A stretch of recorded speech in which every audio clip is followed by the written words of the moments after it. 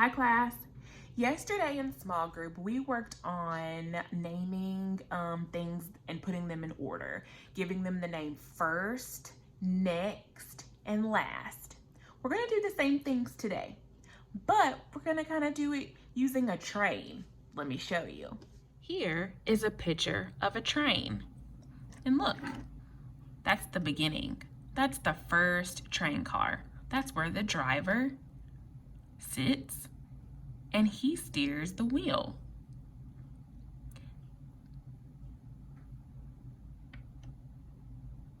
So let's ask ourselves, what comes first? That car is first on the train. This car is last. Miss Cliff has pretended to make a train with some bears. Look, all of the bears are facing to the right. So that means green bear is first. Blue bear is last.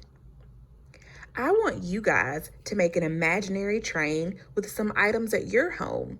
Paper clips, money, coins, toys, anything that you have around the house.